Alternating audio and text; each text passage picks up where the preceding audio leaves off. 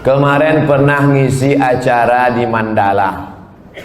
Ustadz kemarin ngisi acara di Mandala. Minta doa agar dapat keturunan Pak Ustadz. La tuqra'u fi amrin asirin. Kalau surat ini dibacakan pada perkara yang sulit, sulit nikah, sulit anak, sulit rezeki, illa yassarahullah, maka Allah memudahkan. Baca surat Yasin. Begitu dalam tafsir Ibnu Katsir. Ibu, bapak yang menikah belum punya anak, baca surat Yasin. Yasin wal Qur'anil Hakim, innaka laminal mursalin. Selesai itu baru baca, ya Allah, berkat bacaan surat Yasin ini mudahkanlah. Tapi ada pula anak muda ini datang ke saya, Pak Ustaz Somad, udah 40 tahun saya belum punya anak. Kenapa gitu? Belum nikah. Nikahlah. Baca surat Yasin juga. Dulu waktu Ustaz pernah mengisi ceramah di Mandala, saya minta doa agar dapat keturunan. Ya, kita doakan. Alhamdulillah Pak Ustaz, setelah itu istri saya positif. Alhamdulillah. Kita yang takut positif itu kalau razia narkoba. Kalau positif hamil, kalau udah nikah, alhamdulillah. Belum nikah, na'udzubillah.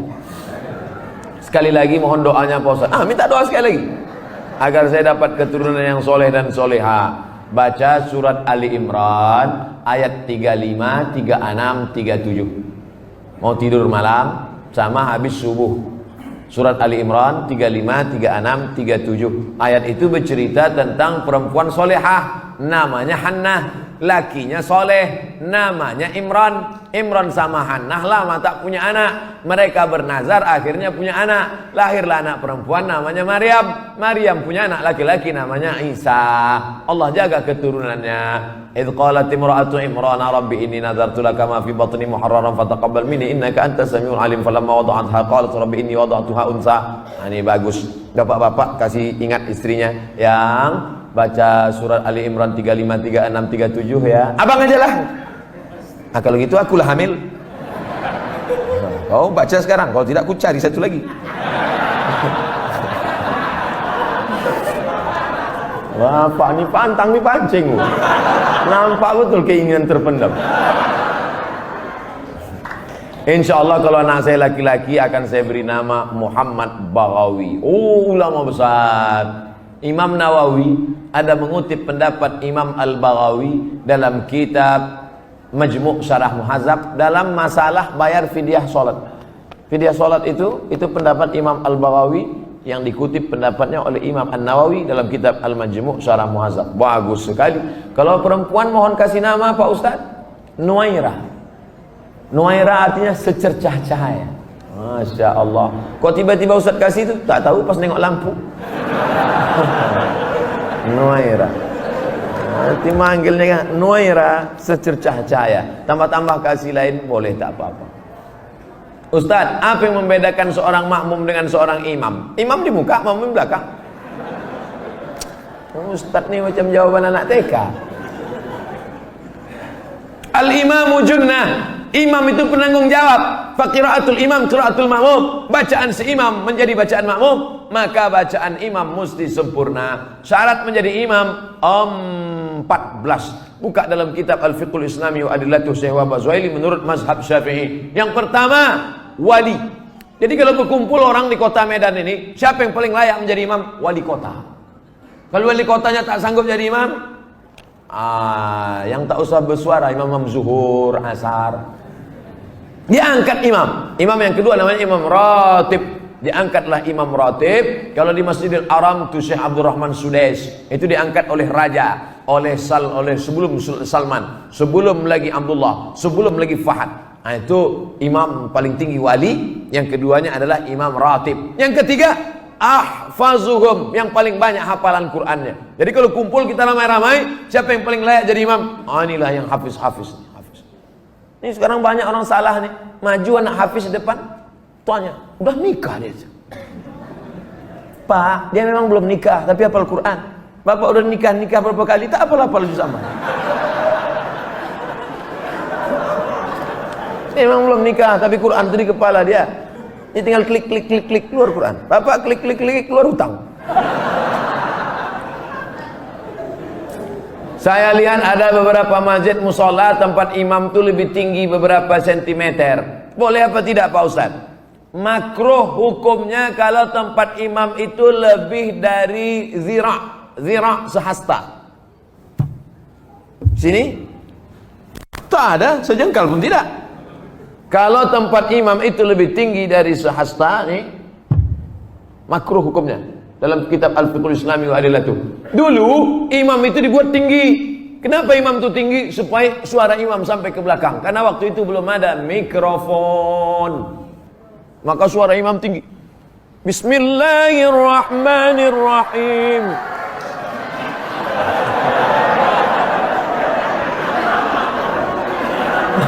Hore kata makmum.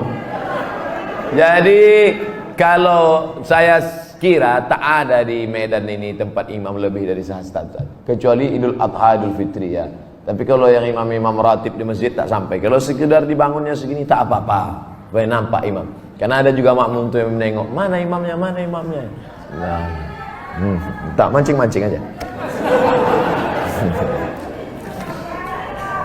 Kita lanjutkan. Ustadz, saya tinggal di masjid sudah lebih 6 tahun. Sejak 2012.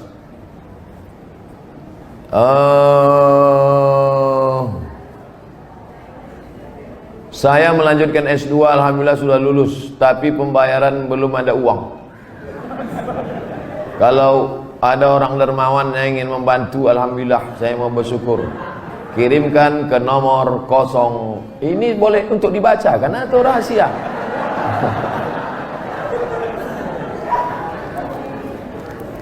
Man kharaja fi talabil ilmi, orang yang menuntut ilmu fahuwa fisabilillah, maka dia fisabilillah sampai dia pulang ke rumah. Jadi bapak ibu yang menolong orang berjihad fisabilillah, man jahaza ghazian faqad ghaza. Siapa yang menolong orang jihad sama dengan pergi jihad. Makanya Utsman bin Affan dia tak ikut perang Badar. Utsman bin Affan tak ikut perang Badar, tapi namanya tercatat. Kenapa? Karena dia membelikan kuda, membelikan tombak, membelikan anak panah. Jadi yang punya kelebihan rezeki, santuni anak yatim, makin tinggi strata pendidikan. S1, LC, S2, MA, S3, ini berikan. Duit-duit banyak disimpan itu apa? Bapak simpan banyak, simpan, pelit, kedekut, bakhil, simpan, mati. Habis dia ambil ibu, nikah dia sama brownies. Untuk apa simpan duit? Tak ada orang mati bawa duit, simpan. Ibu pun gitu juga. Pelit, simpan, mati. Dia ambil bapak, kawin sama anak gadis. Ada duit keluarga. Kasih, ini nomor, ada nomor. Brownies, berondong manis. Semoga Tuan Guru diberikan keberkahan, amin, double amin. Bolehkah kita menjamak sholat ketika melakukan operasi? Syarat jamak qashar 89 km. Dari Pekanbaru ke Medan 600 km. Pekanbaru ke Medan 600 km. Kalau tak percaya ukur sendiri. Itu maka saya jamak qashar tadi. Asar 2 rakaat. Tapi boleh jamak tidak pakai qashar. Hadis riwayat Abdullah bin Abbas. Hajat sangat tinggi. Bapak dokter spesialis. Operasi jam 11. Selesai jam 5. Jam 11 tadi operasi, selesai jam 5. Zuhurnya kemana? Jamak takhir, tidak pakai qashar. Zuhur 4 rakaat, asar 4 rakaat. Yang mengoperasi tak bisa diganti dengan dokter lain. Memang dia aja sendiri. Banyak kabel-kabel dalam, nggak salah potong. Kalau sampai digantikan dokter lain, bingung dia. Oh, ini salah sambung pula, koslet. Yang mengoperasi. Bagaimana dengan yang dioperasi? Begitu juga. Operasi tulang belakang, operasi kulit. Jam berapa mulai operasinya? Jam 6 sore. Sementara di Medan maghrib jam 6.30. Selesai operasi jam 10 malam. Kemana maghribnya? Maghribnya tarik jamak takhir. Maghribnya 3 rakaat. Isyaknya 4 rakaat. Tapi jangan mempermudah-mudah. Ini banyak ini operasi tingkat tinggi. Ini nikah pun main jamak juga. Nikah tak sholat zuhur tuh duduk di pelamin. Kau tak sholat zuhur, sayang makeup luntur. Tak ada rukhsah, tetap sholat zuhur, tetap sholat. Di setel jam 12.30 duduk di pelaminan. Stop jam 5 supaya zuhurnya tetap sholat pada waktunya dan asarnya tetap. Tapi kalau operasi ini memanglah operasi ini lama, baik yang mengoperasi maupun yang dioperasi. Karena apa? Darurat tingkat tinggi. Kita doakan anak-anak kita jadi dokter insyaallah. Kenapa begitu? Dokter ini duitnya banyak, kerjanya tak berat. Buka-bukaan mulut orang 5 juta.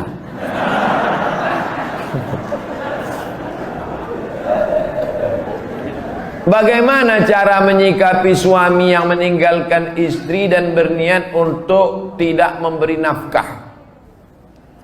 Hai laki-laki, kalian punya kewajiban 5. Kasih binimu makan, pakaian, tempat tinggal, pendidikan, perhatian.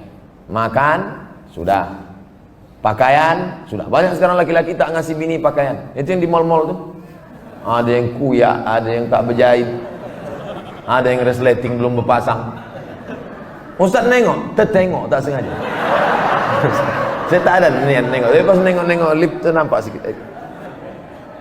Pertama kasih dia makan, yang kedua kasih dia pakaian, ketiga kasih dia tempat tinggal yang layak sesuai dengan kemampuan, yang keempat kasih dia pendidikan. Kalian yang mendidik dia, kalau tak sanggup mendidik dia, suruh dia dengar pengajian.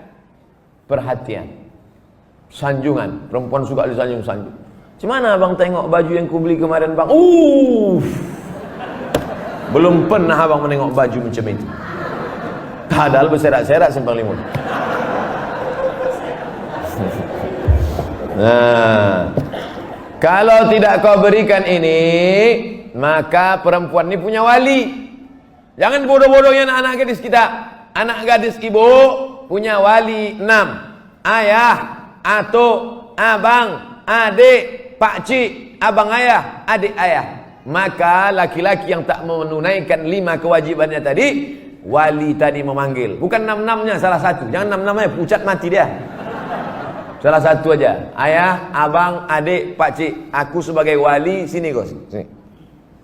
Kalau kebetulan bapak tentara, polisinya cabut pistol letakkan situ. Kalau pak, macam-macam, aku tembak kepala kau. Kenapa tak kau kasih dia makan? Kenapa tak kau kasih dia nafkah? Apa ini? Perempuan yang dibodoh-bodohi. Ini tak dikasih nafkah, diam. Tak dikasih belanja, diam. Muka biru ditumbuk merah, diam. Kenapa kau tak melawan? Sorga di bawah tapak kaki laki. Bodoh. Kalian perempuan punya wali. Perempuan punya wali. Bukan perempuan itu yang ngomong. Ini banyak sekarang perempuan ngomong langsung sama suami. Bukan begitu. Ada walinya yang mempertanyakannya. Nah, jadi kalau mengerti, betul kata Nabi, hai para wali, para ayah, para abang, para kakek, para datuk, para pakcik, para paman, idza ja'akum man tardawna dinahu, kalau datang orang meminang anak gadismu, meminang adikmu, meminang cucumu, pandanglah 2. Din, agamanya baik, wa khuluquhu, akhlaknya baik. Baik agamanya, baik akhlaknya, nikahkan dia.